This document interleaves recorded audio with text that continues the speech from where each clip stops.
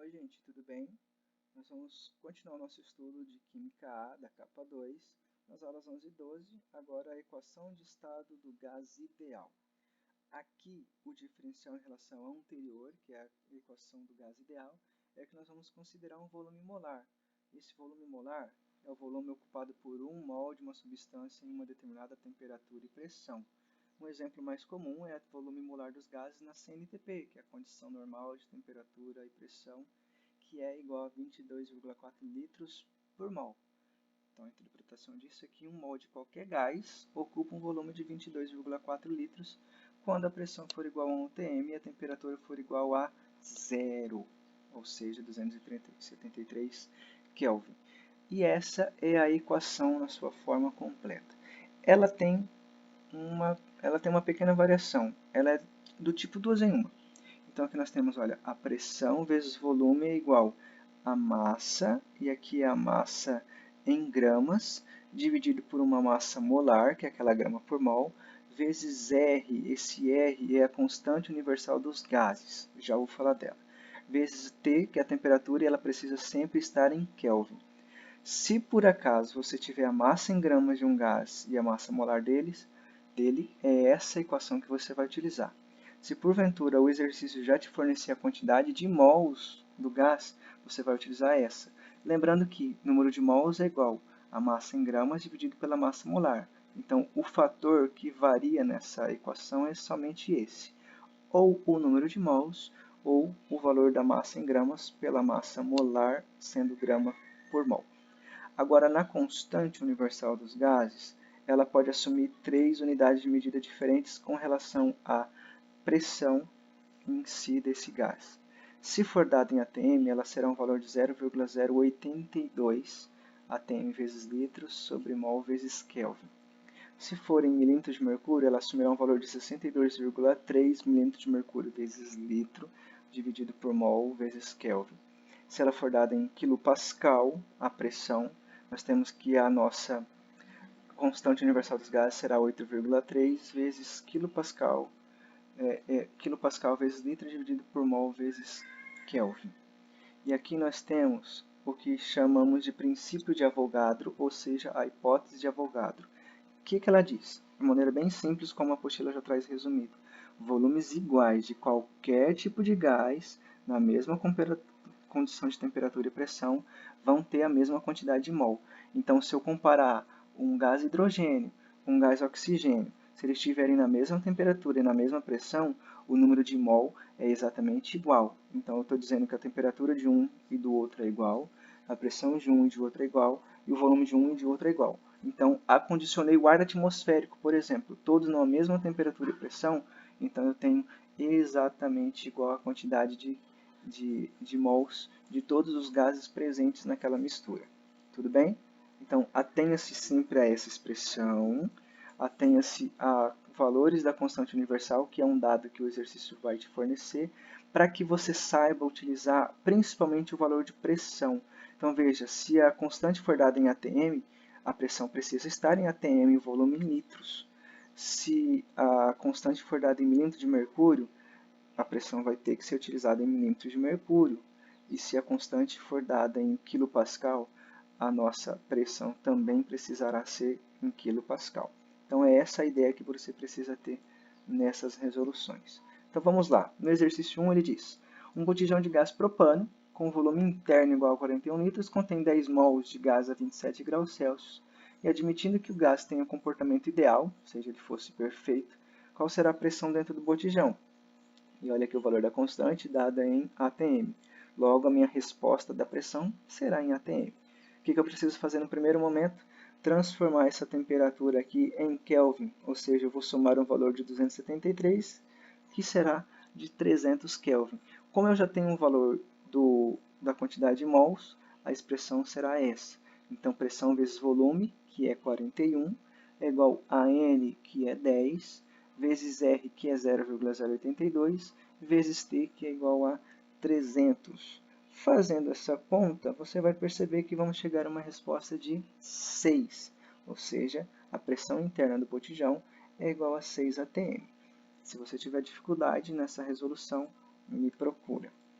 No exercício 2, na tentativa de minimizar os efeitos gerados pela emissão de gás carbônico, foram criadas medidas como os créditos de carbono.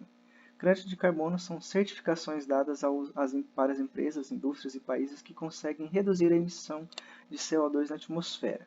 Cada tonelada de CO2 não emitida ou retirada da atmosfera equivale a um crédito de carbono.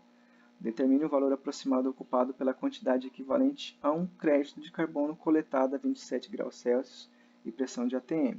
Veja os dados. A constante universal 0,082 atm vezes litro dividido por mol vezes Kelvin, ou seja, a pressão está sendo dada em Kelvin. E aqui ele disse que a massa molar de um carbono é 12 gramas por mol e do oxigênio é 16 gramas por mol e que uma tonelada vale 10 a sexta. Então, o que nós precisamos ver? O seguinte, a temperatura está dada em 27 graus Celsius, precisa estar em Kelvin, que vai equivaler a 300 Kelvin. A massa aqui precisa ser dada em gramas, então nós vamos utilizar essa parte da nossa forma. Então, a massa ela está dada em toneladas, ou seja, um crédito de carbono vale uma tonelada. Preciso desse valor em gramas, já está aqui. Então, Mzinho é 10 a sexta. A massa molar agora do CO2. Então, eu tenho um carbono e 2 oxigênios. Logo, vão ser 12 mais 16 mais 16. Então, a massa molar do carbono, do dióxido de carbono, é 44. A fórmula vai ficar a pressão 1 vezes o volume, que é o que nós vamos encontrar, igual a Mzinho 10 a sexta, dividido por Mzão, que é 44, vezes R, que é 0,082, vezes a temperatura, né, que é em Kelvin, vezes 300.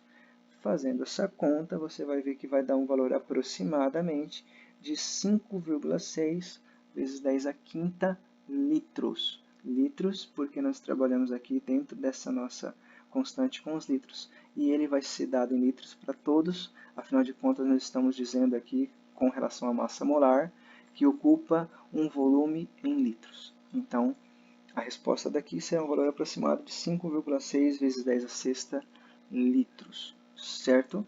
O próximo exercício diz: considere um sistema formado por dois frascos A e B conectados por um tubo de volume desprezível, conforme o esquema abaixo.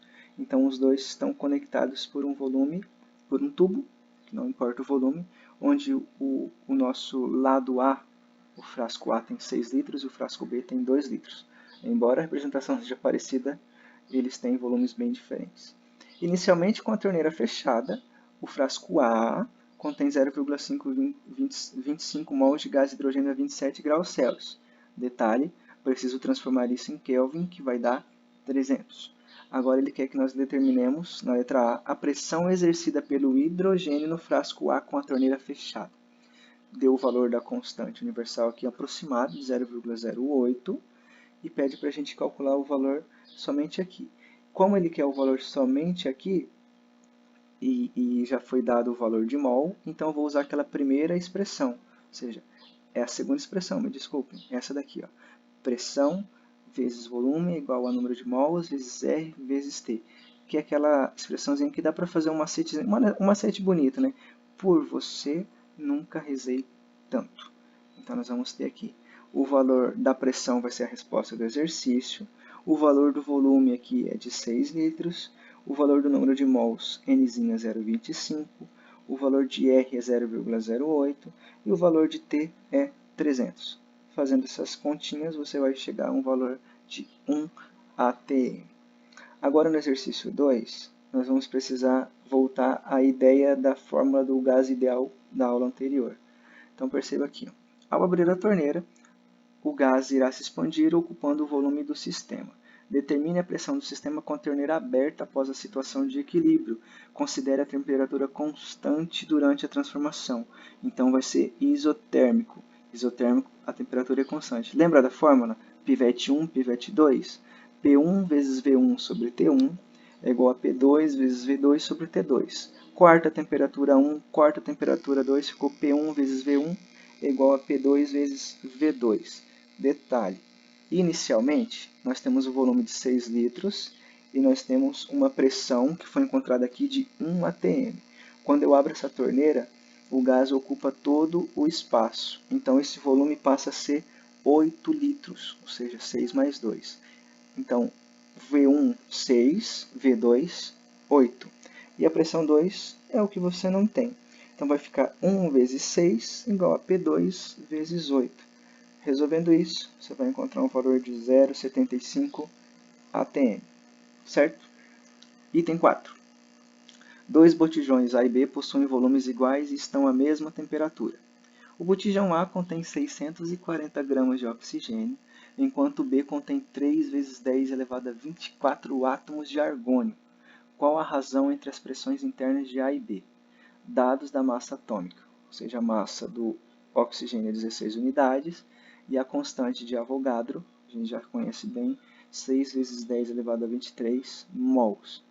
Então, aqui o que ele quer da gente é que nós possamos, no primeiro momento, determinar a quantidade de mol dos dois gases. Então, o número de mols eu posso calcular como Nzinho é igual a Nzinho de navio, tá?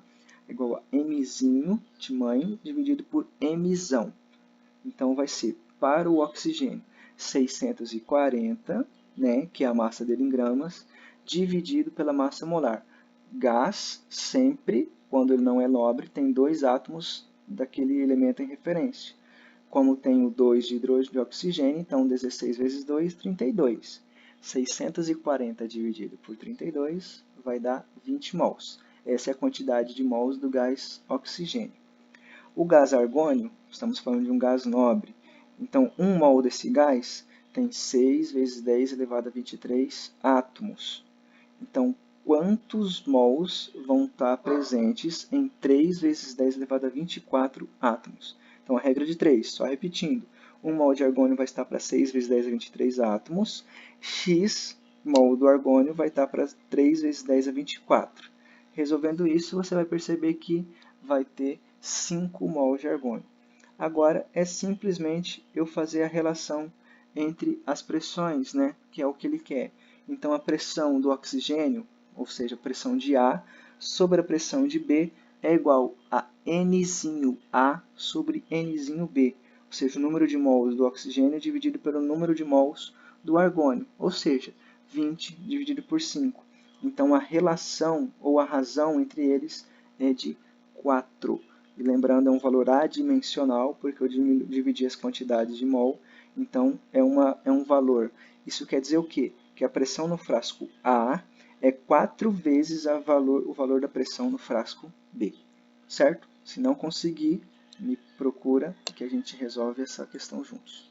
O último, para terminar, exercício 5 diz: um balão A contém 20 gramas de H2, ou seja, de gás hidrogênio, numa dada temperatura e pressão.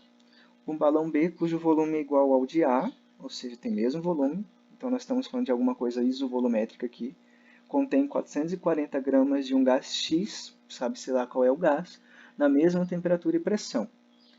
Qual gás pode estar no balão B, onde nós temos os dados?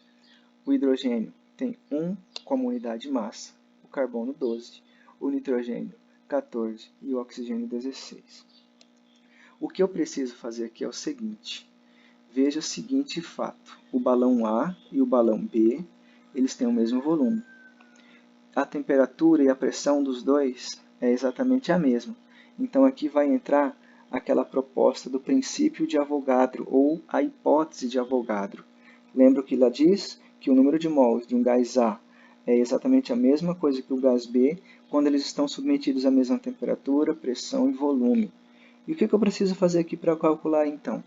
Como eu tenho valores de massa, massinha em gramas, e uma possibilidade de encontrar o valor de massa molar de algum desses gases, que eu não sei qual é, o gás X, eu vou fazer essa seguinte relação.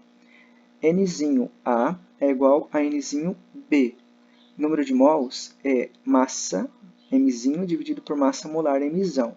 Então, vai ficar Mzinho A sobre Mzão A igual a Mzinho B sobre Mzão B, onde no item A existem 20 gramas do gás hidrogênio, então 20 dividido por a massa molar, cada gás hidrogênio vai ter 2 unidades de massa molar, então é 20 dividido por 2. Do outro lado, nós vamos ter 440 gramas de um gás X.